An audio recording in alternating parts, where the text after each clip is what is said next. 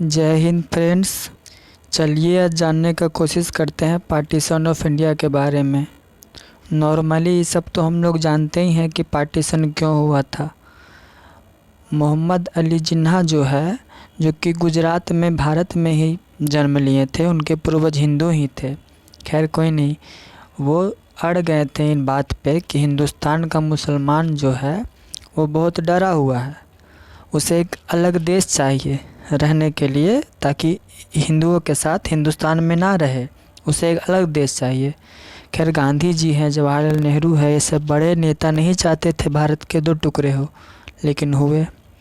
लेकिन क्या आज मोहम्मद जिन्ना बोले थे मुसलमान लोग डरा हुआ है इसलिए उन्हें एक अलग देश चाहिए। लेकिन क्या जो भारत का पार्टीशन हुआ, दो टुकड़े हुए, पाकिस्तान बने, तो क्या पाकिस्तान बनने के बाद सब कुछ तो प्रॉब्लम सॉल्व हो जाना चाहिए था। मोहम्मद जिन्ना ने कहा था मुसलमान लोग डरा हुआ है, उन्हें एक अलग देश चाहिए। लेकिन जब पाकिस्तान उन्हें मिल गया तो सब कुछ तो नॉर्मल हो जाना चाहिए था। जैसे कि नॉर्मली हम लोगों को घर में भाइयों में बंटवारा होता है, जैसे मेरे पापा और मेरे अंकल में बंटवारा हुआ। हम नहीं चाहते हैं कि बंटवारा हो, लेकिन हुआ। लेकिन बंटवारा होने के बाद क्या हम दोनों आपस में दुश्मन हो जाते हैं? नहीं होते हैं ना। जैसे कि आज हमारे घर में लड़ाई होता है किसी तीसरे से, तो जितना दोस्ती पहले था उतना अब भी है। हमारे पापा और हमारे अंकल साथ मिल के बात करते हैं, किसी तीसरे से लड़ाई होती है तो हम सब एक होते हैं। लेकिन पाकिस्तान और हिंदुस्तान के ऐसा है, जो हमसे ही अलग हुआ है, हम उनके ही जान के दुश्मन बने पड़े हैं। ऐसा क्यों है? आज यही जानने का कोशिश करेंगे, आखिर इसका फ़ायदा क्यों हुआ। हमें आपस में ही दो टुकड़ों में बांट कर हमें अपने आप में ही दुश्मन बना देना, अपने ही लोगों से दुश्मनी करा देना। आखिर इसका एग्जैक्ट फ़ायदा किसे हुआ? तो फ़ायदा हुआ उन अंग्रेज़ों को जिसने हमें 200 वर्षों तक गुलाम बनाया।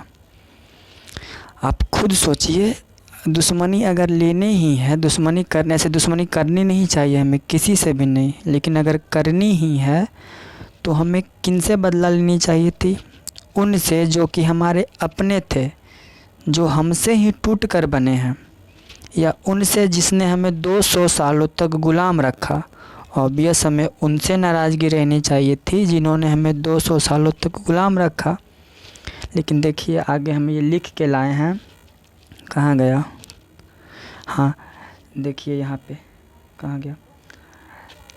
देखिए सर साइरिल रेडक्लिफ, देखो ये वेरी रफली इंडिया को इस तरह से जानबूझकर बांटे थे ताकि हम आपस में लड़ते रहें, उलझते रहें। देखिए पार्टीशन के टाइम पे सिर्फ 2 लाख से 1 मिलियन पीपल जो थे मर गए थे डिजीज़ के कारण रेफ्यूजीज कैंप में। सोचिए 2 लाख से 1 मिलियन तक पीपल मर गए थे। और बहुत सारे वुमेन, हिंदू भी थे मुसलमान भी थे, उन लोगों का रेप भी हुआ था। सोचिए मतलब हमें इतने सारी प्रॉब्लम होने के बाद भी आज तक हम सीखे नहीं हैं, एक दूसरे के जान के दुश्मन बने पड़े हैं।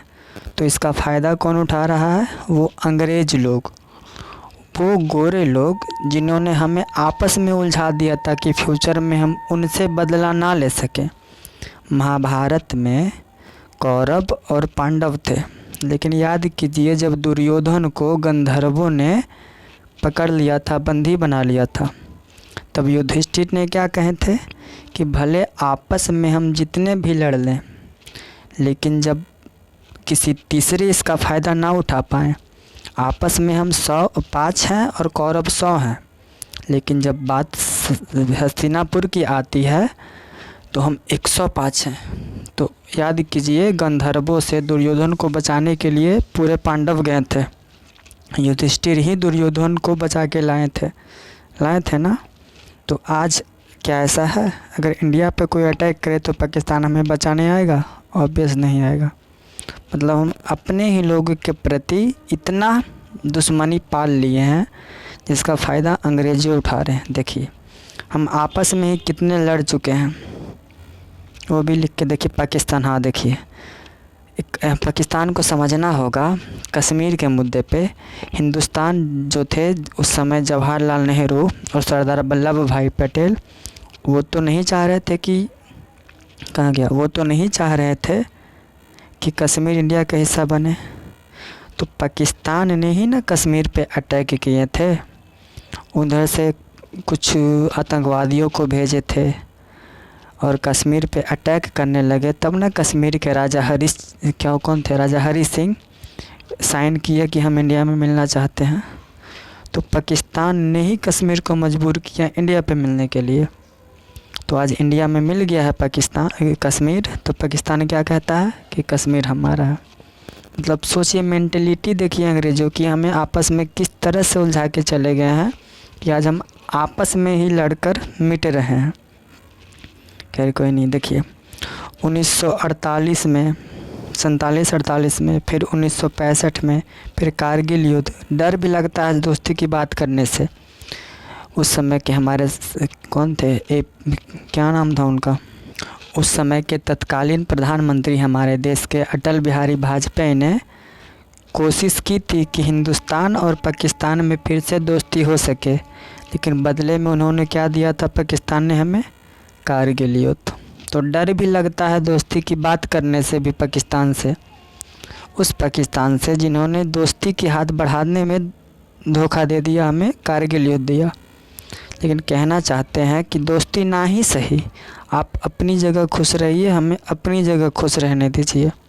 दुश्मनी ही क्यों करनी है। आप आर्मी में करोड़ों रुपया खर्च करते हैं, आज हम क्यों ना आप अपने देश को डेवलप करने पे ध्यान दें और हमें अपने देश में डेवलप करने पे ध्यान दें। जान के दुश्मन क्यों बने, हम तो अपने ही लोग हैं ना। घर में अगर लड़ाई होती है, बंटवारा होता है, तो बंटवारा होने के बाद फिर किस बात की लड़ाई। अभी बताएं ना, चाचा में और पापा में लड़ाई हो गई, बंटवारा हो गया, फिर आप अपनी ज़िंदगी जीजिए, हमें अपनी जीने दीजिए। दोस्ती ना सही, दुश्मनी ही क्यों करें, जबकि हम अपने ही, हमें तो दोस्ती ही करना चाहिए। देखिए एक पोस्टर लेके आए थे, मोहम्मद अली जिन्ना जो थे, यहाँ देखिए, मोहम्मद अली जिन्ना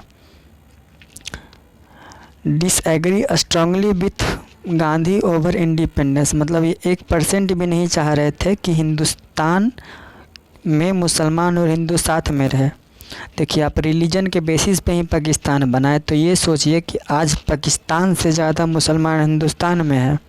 तो रिलीजन के बेसिस पे ही सही आप ये तो कर सकते हैं कि जिस हिंदुस्तान के ख़िलाफ़ हम जाते हैं, पाकिस्तान से ज़्यादा मुसलमान हिंदुस्तान में है, हिंदुस्तान में रहते हैं, ऑब्वियस खुशी रहते हैं।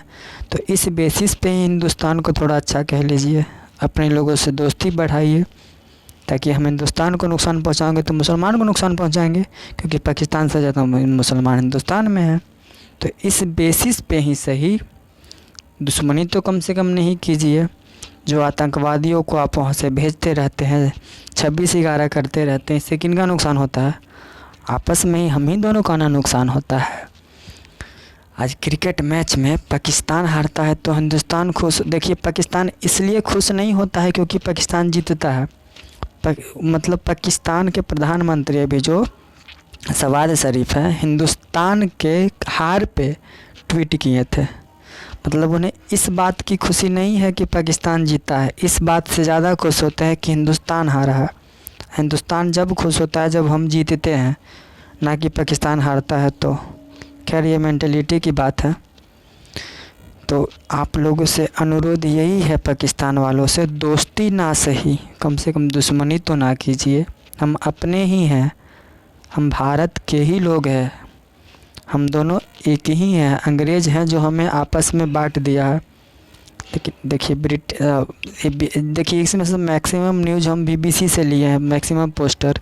अब BBC न्यूज़ क्या यूज़ करता है, ब्रिटिश इंडिया लिखा हुआ ना, ब्रिटिश इंडिया।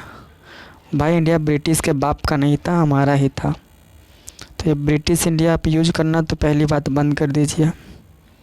ये इंडिया पहली बात हमारा है, किसी ब्रिटिश के बाप का नहीं। अंग्रेज़ से तो हमें बहुत ज़्यादा गुस्सा पहले से ही आते रहा है। अब ज़्यादातर हमें कश्मीर के मुद्दे पे देखिए वो क्या यूज़ करता है, हिंदुस्तान।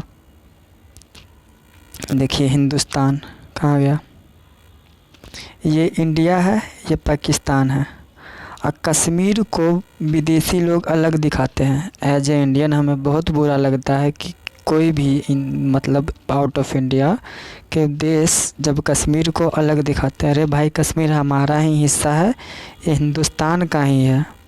अगर पाकिस्तान हमारा साथ दे तो पूरा हिंदुस्तान का ही होगा, हम लोग इंडियन ही हैं।